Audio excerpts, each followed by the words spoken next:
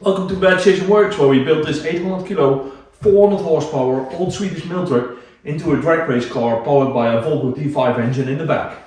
In this video I make some brake lines and I extend the clutch line. I do some welding here, here, here, here, here, here, there, here, also here, there, here and down there. And I will be sitting in this chair and talk again.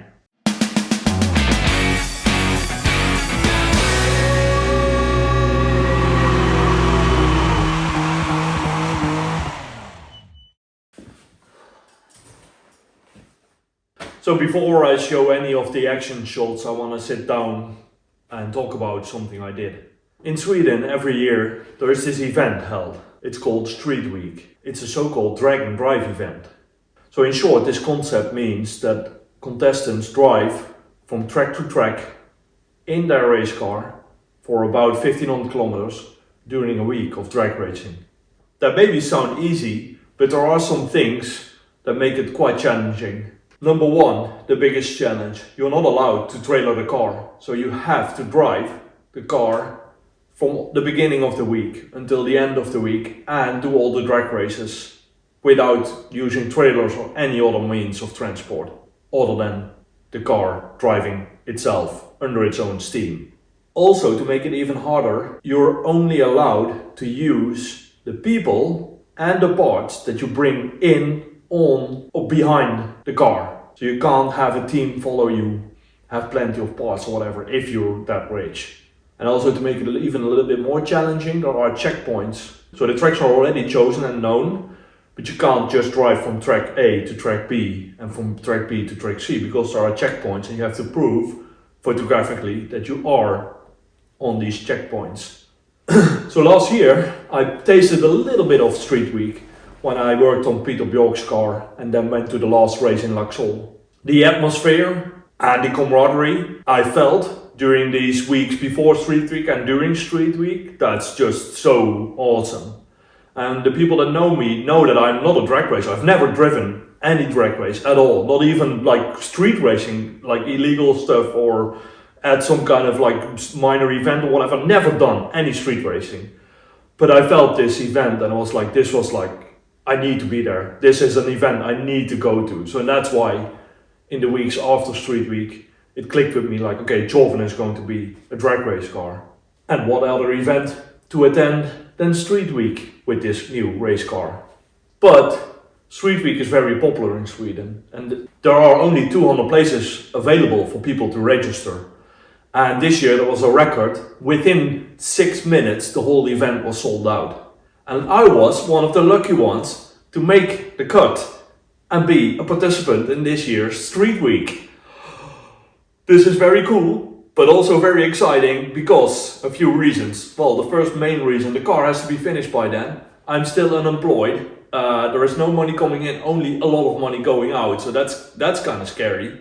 Well, yeah, and the time frame. It's only now, what was it, 16 weeks and 1 day left until Street Week begins. So I'm gonna put a counter in the screen from this video on that shows how many days left until Street Week. So you guys can count down with me. So Street Week 2025, I'm going to compete with this car and it's super exciting. So the biggest challenge, apart from like getting the car actually to work, is getting it street legal. A few episodes back, you see me pass the first inspection from SFRU, the government body that approves, well, home-built cars. So the problem doesn't lay with SFRU per se, but I think the biggest problem will be with Transportstyrelse. Transportstyrelse is the DMV or RDW in Holland or whatever you want to call it, like the government body that like does all the road and vehicle related stuff. They are very busy. I sent in 2 letters last week. One for the Ursprungskontroll, it's called. It's the actual registration of the car and getting the car approved with like outside of the SFRU. So one side is the SFRU, like this amateur build club. They check like the roadworthiness of the vehicle, and then there is also this like government part of the approval where they check for like the basic stuff, like are your brakes good enough, is the brake bias good, is the light image good, whatever, like the normal MOT stuff. So that's one thing, but also there is I need to request a dispense, exception on the rules. It is possible. I explained a few episodes back that you can go for, so the standard is 15 kilowatts per 100 kilo. And since I'm a little bit overpowered, I need to go for 20 kilowatts per 100 kilo to be able to get this engine power within the weight limit that I have on the car. But requesting this, so I send in the form, and requesting this takes about 12 weeks. We still have 16 weeks, so it's 4 weeks. Well, it should be fine, but then on the other hand, it's government. Well, maybe something happens or whatever, or maybe I made a mistake in the form and I have to resend it and I get put back in line or whatever. Like these 4 weeks on a 12-week period, that's not a big gap. So I'm a little bit afraid for that. So if somebody watching is working at Transportzielse, I want to trade you some Dutch stroopwafels if you put my request on the top of the pile. Wink, wink. So Street Week, it's very exciting. I'm going to work hard. All the government stuff, well, it's out of my hands, it's requested now. And well, if they give me any feedback, I'll just reply as soon as possible. But let's focus on the present day, what's here and now, and work on the car.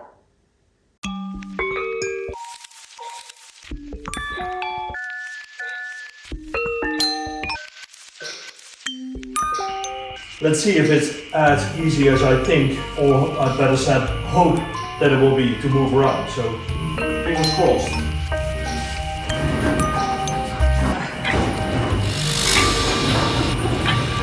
Not too bad.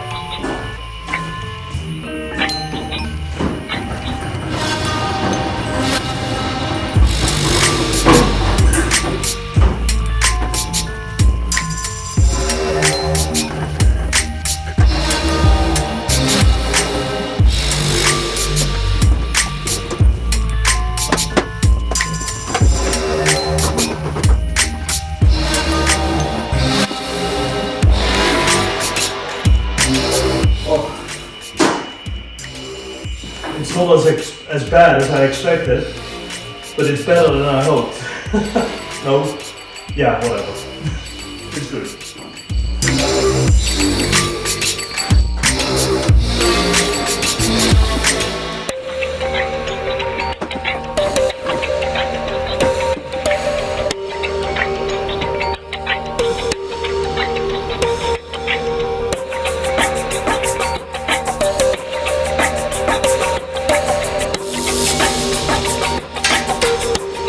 So I managed to make an extension for the clutch line.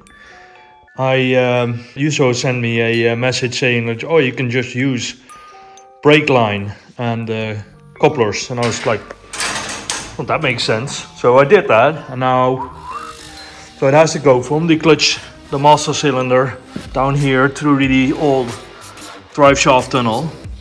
But I don't just want to have it like floating there or use something in the body that like sticks out to the inside. So I cut off a piece of aluminum tube. Yeah, it's square tube, no, rectangular tube I should say. But it's been outside for a while, so it's quite dirty and a little bit corroded. But I'm going to clean that up on the machine. But first I want to make a few cutouts like windows. So if I stick a line through it, so it will be fuel line, power line from the battery, the clutch line, etc. will all run through here. I want to have openings, so like from underneath the car I can reach in and well tie down the lines to the inside of this. So there will be holes, and there will be like P-clips or maybe like some like plastic holders or whatever. So everything will run nicely inside this this thing. So let's do that.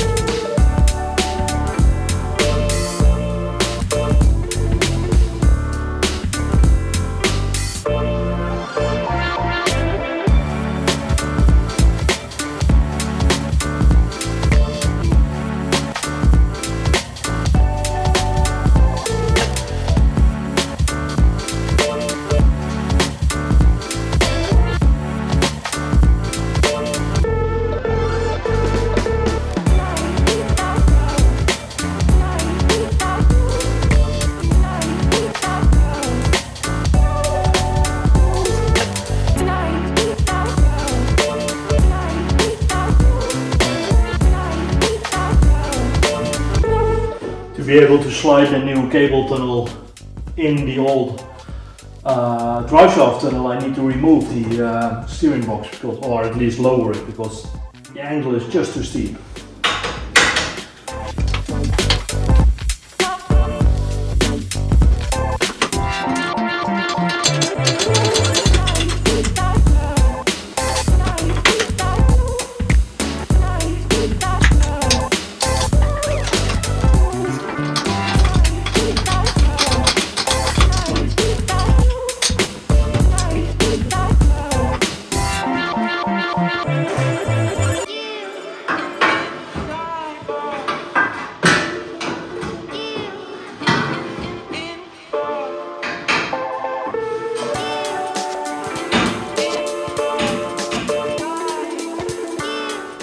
Just a little bit too long, but that's good. It's better too long than too short.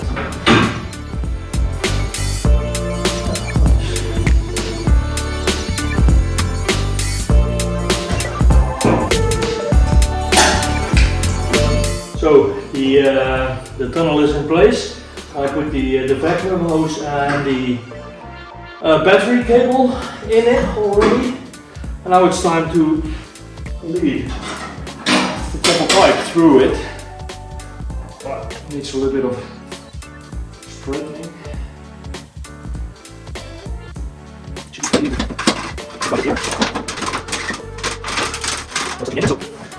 So the clutch line is here. Now it just needs to go. So the connection for the clutch is here, and this needs to go underneath everything. And then go in a bend and go there, but I first need to I check the length, and then I mark this where it needs to go, then I can pull it back and make a fitting on this. So I was just about to make the slave cylinder side of the new hose.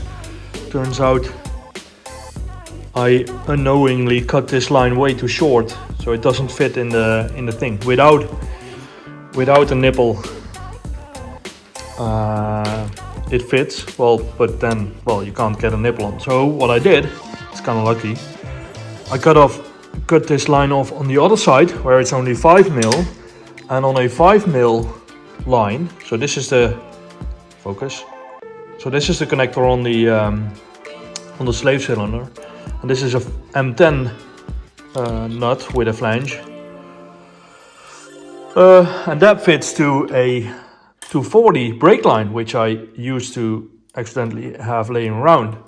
And then I can go from this side, which is M10, to a female M10 that I then only have to drill out, because this is also 5 mil. I have to drill out to 6 mil, and then the puzzle is complete. Already happy that I spent a little bit of money. Well, actually a lot of money on this assortment box of all the nipples, because this is good. Is it called nipple? It's nipple in Swedish and Dutch, but it's connector nipple. Hi, do you like these videos? Please like and subscribe. It really helps. Bye. Oh, and don't forget to go to the web shop and buy my merch.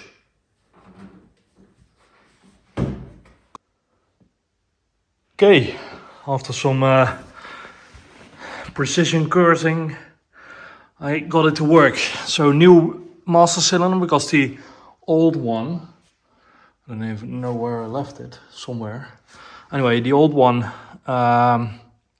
this nipple was broken off, nipple connector. Okay, so this is a piece of original tube, then it goes into my new one that goes all the way to the back, and then when we look in the back, it comes out there. It's just behind these pipes, so it's a little bit hard to see, but it connects to this brake line here, and then the brake line goes to the slave cylinder, and we have a closed loop. No, closed circuit. And we have a closed circuit.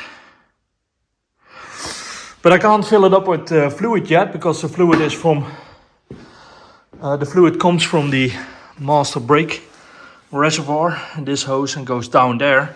And if I fill this up, it will just come out of these connectors. So what I need to do, so this one will be front brakes. If I'm not mistaken, I have to double check. One of them will be front brakes. I will run them to the front brakes that are not here yet, but I will make them happen. Next challenge.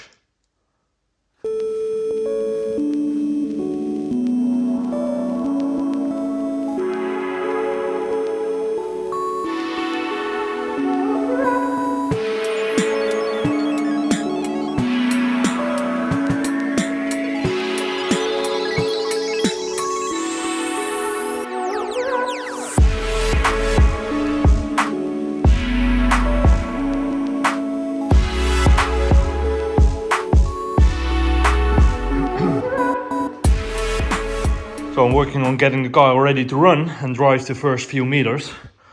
Fuel tank's now up there. I first placed it here, but it was a little bit like in the way. So I lengthened a wire or moved the wire, and the fuel hose was long enough anyway, so I could put it up there. That's good. Brake lines are almost in place, but I'm waiting for the T parts. But the front one is going to split to the front brakes that are the paint's drying there, and one line goes to the back. And in the back it should also, well, it's now coiled up, it's a little bit hard to see with all the wires, but it's like this, and it should be cut there and have a T junction there, go to the left and the right wheel. But when I wanted to fix this side, because I can do this part already, so there's a little bit of a solid line here, hard line, and then there will be a flex line and a bracket. Oh, this is the actual flex line. And a bracket that goes somewhere like here, whatever. Made the brackets yesterday. They are just simple 30 mil wide iron plates with a few, well, cubes welded on it. So this stops this from spinning. So you can easily install. That's going to live here somewhere. But then I found out that I installed the struts the wrong way around. So I had the left one on this side. No, the right one on this side and the left one on the other side. And it doesn't really matter because they're symmetrical except for this bracket. And this bracket was on this side. So I quickly swapped them around and now I can continue building the brake lines.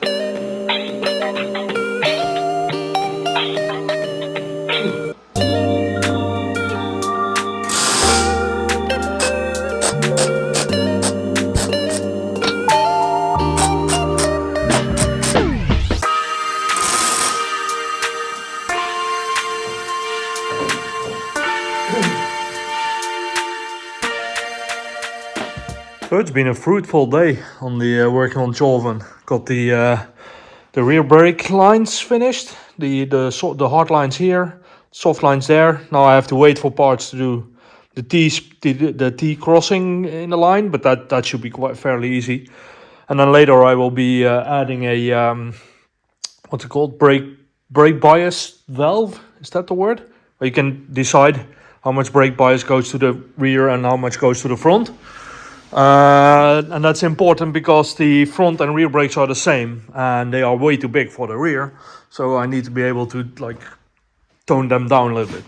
So that's done also on this side. And then since I have to wait for the parts, I started working on the frame, and something I've been postponing for a long time because I really didn't want to cut this part. Not because I was like very careful for the body. Same on that side. But it's just this glass fiber stuff. It goes everywhere, and it's like it itches and it's bad. So for today I'm done, and I'm gonna take a shower quickly to rinse off as much as possible. But anyway, I managed to get these diagonal reinforcements in, which should make the cabin a lot stronger because it's super high relatively. And well, now I'm contemplating doing maybe some kind of Toyota bar here, but that probably won't work with the like getting in and out of the car. But there will be a cross in the roof going from there to this corner and from that corner to this corner. And that also requires a little bit of cutting, but it should be not as bad as this one. And also because there is an aluminum, you can't see it, I think.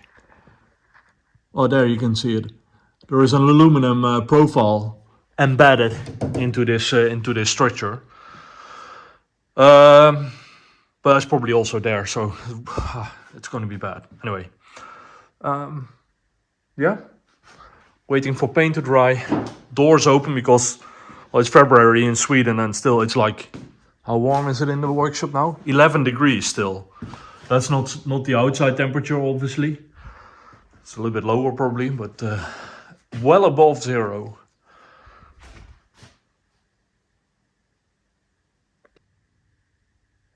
It's a day later, still waiting for the parts to come in the mail. I'm a little bit doubtful if they will be in time, but we'll see. In the meanwhile, I did those tubes there, and now I'm going to do the tubes that should go from that point there, down on the subframe, in the diagonal line, well, via that pipe all the way to the top, to make it all a little bit stronger. This was one of the requirements from the SFRU guy. So I'm gonna cut some tubes, notch them, and weld them in here. The only downside is that, well, this is now just resting on this rubber hose, but that's the hose that normally run to the coolant reservoir, and that's an easy fix. So I just cut it here, turn it like 90 degrees, or maybe use another hose or whatever. And well, I have to find a place for the coolant reservoir anyway, so I'll probably live somewhere here or there. I don't know. We'll see. Doesn't matter. That's easy to fix.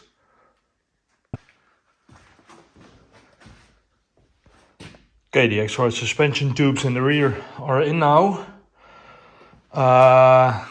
Do need to add a cross member here, but the intake pipe is in the way, so I have to think a little bit about how I'm going to solve that. But one thing I could quickly fix, I think, is this gap. So in the bottom it's quite minimal, but in the top it's quite big. And I think if I cut off the tack welds on the hinges there and move it up a little bit, it should come out better. That's why I put the two jacks under the hinge point, so I can cut the welds without everything falling apart. And then move it in. We'll see if that works. I moved the hinges. The gaps are now good. Well, this is a little bit exaggerated because there's a piece of wood wedged in between. But I'm also installing these clamps. They're just like $4 clamps from a hardware store. Super simple. They're going to be painted yellow with the rest of the car, so they won't stand out that much. And otherwise I'll just make some kind of like flap cover thingy, so it looks like it's like an antenna thingy, whatever, on the roof. Doesn't really matter, it's a race car. A tip from Flip, if you have a situation like this where you need to reach inside to put the nuts on, put a little bit of tape on a spanner, and then you can lay the nut inside, hold it up, and then with your other hand you can turn the bolt, and at one point it catches, and then you can swap it around for this side and continue wrenching. Works fine. Let's do the other side. The other side still not mounted down. Nice posters. Buy them. Jesus.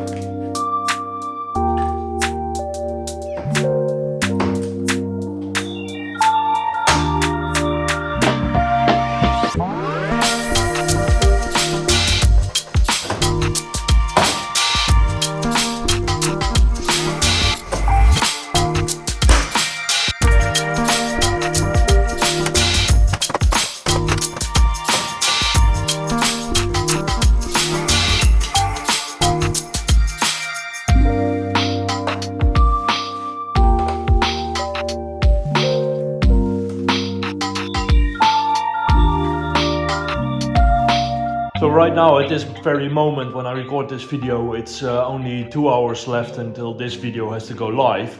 Parts are still not in, so sadly I cannot finish the video with a very happy, the brakes work and the clutch works and everything. But soon, so the tracking says they will arrive today. Next video I will be finishing the brakes and the clutch, hopefully, and also be working on a fuel tank. So with the brakes and the clutch and the fuel tank in place, I should be able to drive the car a little bit. So let's get the fingers crossed that everything comes in on time and that I get to get the fuel tank watertight and working also within a few days. So stay with me for next video. Thanks for watching. Don't forget to like and subscribe, and go to the web shop www.baddecision.works to buy some cool merch. This shirt, for example. I like turbos, superchargers, blah blah blah, and pizza. Thanks. Bye.